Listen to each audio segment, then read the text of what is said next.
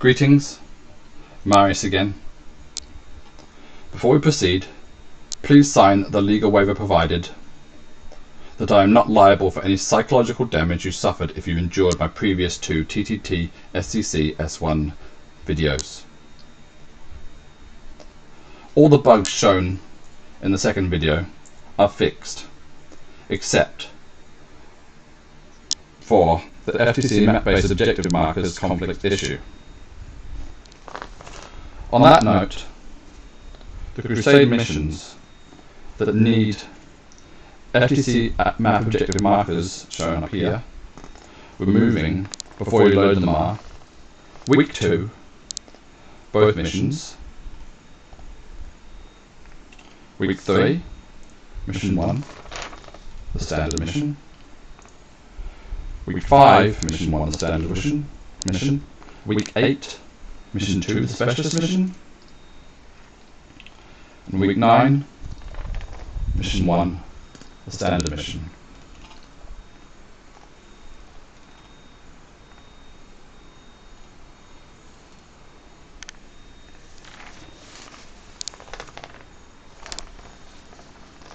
There is one unmarked deployment zone amongst the Crusade beyond the Veil missions. This is the week 1 specialist mission, I refer to as 1.2.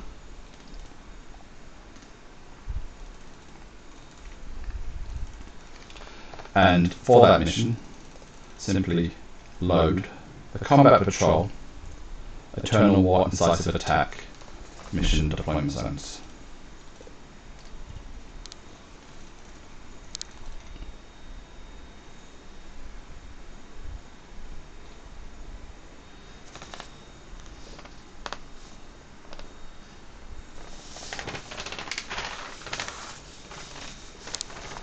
I'm just currently loading in the assets required for our narrative Crusade.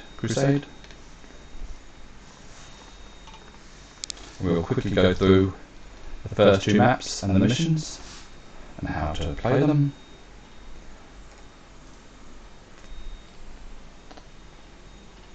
And that'll be all that this video will be covering. So, that's our map for the normal mission for week 1 for 2 people. And there's also the special mission we'll go through in a minute for the one player chosen to do that one. So the first week's narrative, given to me by Doom Fluffy with collaboration from Alpharius and Harmon, is ancient devices or possibly magic has activated on the planet below. It confused trajectories and computers, leaving your battle forces scattered. One team is dispatched to find and stop the disruptions, while the rest of the forces fight to regroup on the world filled with hostiles. So for that narrative, I figured the second part, they're going to be trying to look for high ground to regroup on, to get vision of the surrounding area, knowledge, since their communications aren't working. And the second map actually covers the causes of the communications issues. So, for this first week, we also have a mutator going on. I usually find it hard to remember these myself during the game, but I do enjoy them as they add a element of random chance to the outcome of the game, depending on what you get rolled and also what effects are happening. And this is supposed to be a have fun, casual, and also gives you an excuse if your game doesn't go well or because of the special things that are happening that you lost. Anyway, for this particular one, this part up here about the woods, all my woods terrain is going to be my representation of the awakened wild woods and the death world forests. I have each of these pieces, which are 2 pieces, count as 1. So 1, 2, 3, 4, 5, 6, 7, 8 pieces of wood terrain on this map. These note that is 1 piece of terrain, you can delete them. Down here we have just a explanation of how to treat the vertical cliff faces These parts are not scalable for infantry. Fly, etc. can move over them as normal. The parts on the hill, as shown in blue, B. You measure your vertical cliff distances, making sure that your ruler is set to 3D to add these distances to your movement. Up and over. These two sections here, the part C on that little picture, are less than an inch in height, so they have no effect. There's two hills, just obstacles, and these are the deployment zone edges. Everything has to be inside those. So, delete all of this out of the way, now that we've discussed that. So for people who don't watch the video, same with the legends, I deleted at the very start. So for this mission, whoopsie daisy. Now I personally believe the easiest way to help remember this is to stick it here, right next to the map, help you remember what's going on. Probably one of these on each side for each player.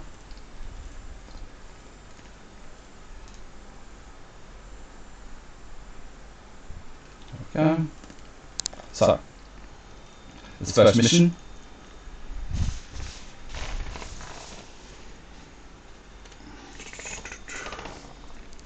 We've discussed the walls interaction, we've discussed the woods being breachable. We didn't discuss that. So, I have not put the breachable terrain description on these woods, as that means only infantry beasts and swarms can move through them. My personal opinion is that breachable should be all units, because those trees would just get knocked over by vehicles and monsters, etc. Even bikes should be able to knock them over.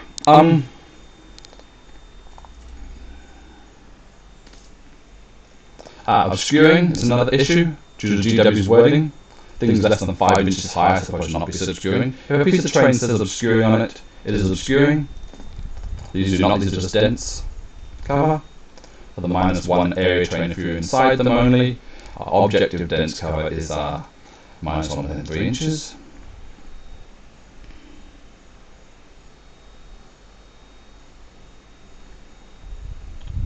So, for the actual mission, roll off for deployment.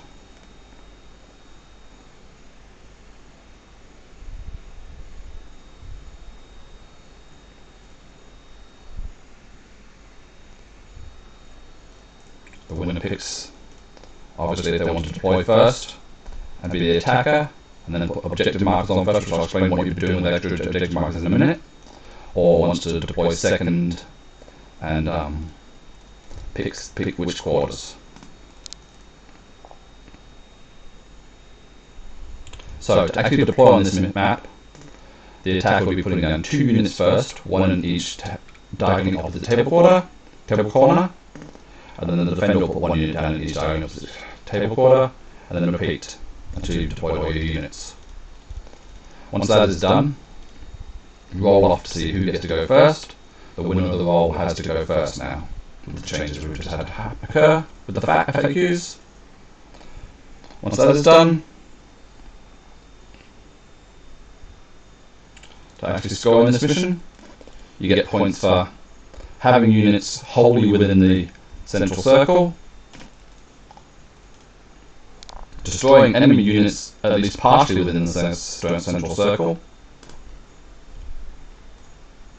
and bonus points if you have more units than the opponent in the central circle at the end of the game. I don't expect many of these combat control games will go to the end of turn 5. So, now onto the actual mutator, what it does. So you need to read that bit, you need to read that bit yourself. This bit here is the bit I'll discuss now. Infestation units. Basically you can randomly select all of them, but in our campaign we're just going to be using spore mines. I only need 3 squads of them because you would be randomly selecting random units if you had more than 3. But when you actually get to, so at the beginning when you do the attack defender roll for deploying stuff, the attack will be putting down the first marker, you have to deploy markers to make sure there are 6 objective markers on the battlefield. The specialist mission, already having 2 objective markers for its mission, will only need to put 4 more down. This one has no objective markers to start with, so you need to put down all 6. Once you've done that, you roll a dice to see which of the 6 objective markers. So when you put these markers on, they have to be within each of the woods. I believe it's wholly within. Just double check that.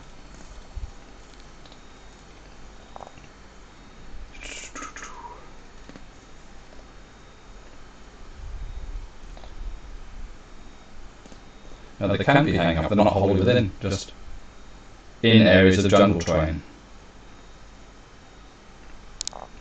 So, you could have it hanging out if you wanted to. And then, you probably want to make it flat, lock it, then drag it to where you want to with the grid tool. If you want it to be on a sloped piece of ground, so that way you at least get the correct borders. Then you have to deploy a unit. Say you rolled a 1 on the D6 for putting units in putting the 3 units on the board. You then put a unit within 6 inches of it. So you measure your distances. You put just into 2 and then do an extra 3 inches from the edge. It could be up to that far away, etc., etc.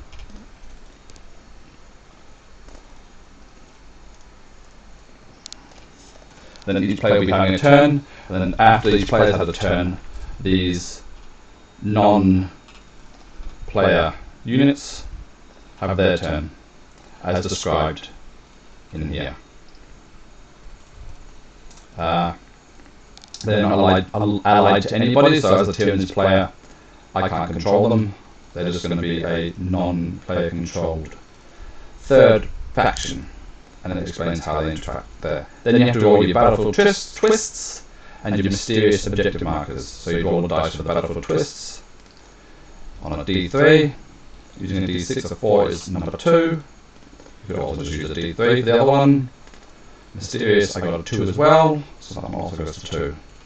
Now something else to mention, if you get this one, the objective markers will be moving around during the battle, which is why I didn't quite understand part that's down here, but it makes sense once you understand that's part of it, about why these guys would ever want to move towards objective markers. Because they have to move towards objective markers until they're within 3 inches of them during their third faction turn within each match. I believe that is everything covered for the first mission. So let's have a quick look at the second one. Hopefully quicker look at the second one. So, second mission for week 1, the specialist mission for 1 player.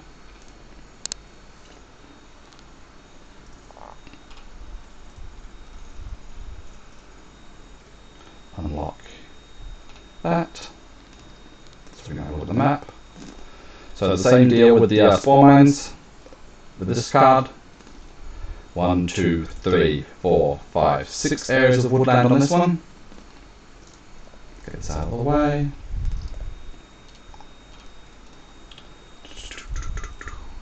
And the only thing we really need to cover here is the rubble.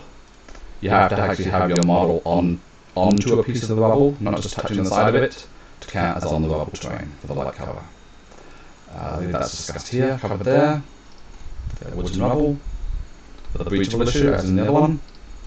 This is the one we load in the incisive attack. That gives us 4 objective markers. Immediately delete these 2 because we are not using them. And now you have the mission.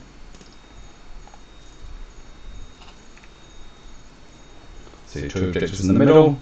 For this mission you have to add 4 more markers in the forests.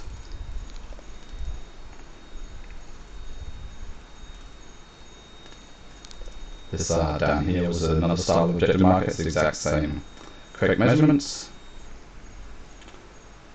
Not quite, actually, slightly off. So use the use that one. It's now in mode 2. And do this. You might have to raise or lower it to make it easier to avoid that issue with the buttons up there, raising and lowering height of objective markers.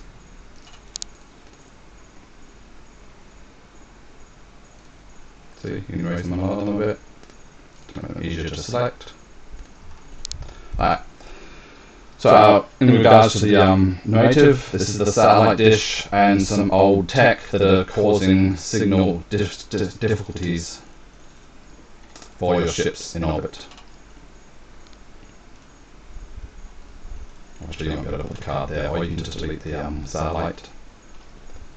Just stick your card there. And so the actual mission, what you have to do on this one, is you have to get infantry that are not characters in range of the objective markers to get some of the points by scoring points by controlling the objective markers with any unit, of course, deactivating, which can only be done with the infantry non-characters, and destroying enemy units that are within range of the objective markers. Don't have to be wholly within, just an enemy unit that's within range. And that's it. Hope you all enjoyed the first week, and hope I didn't drag on for too long and I made sense, and I was if you have any issues, please ask questions in the comments below, in the YouTube or on my Steam mods workshops, or in Discord. Look for Mario Savanda. I'm on most W40K Discords. Yeah. Thanks for your time. Hope you have a good day. Bye.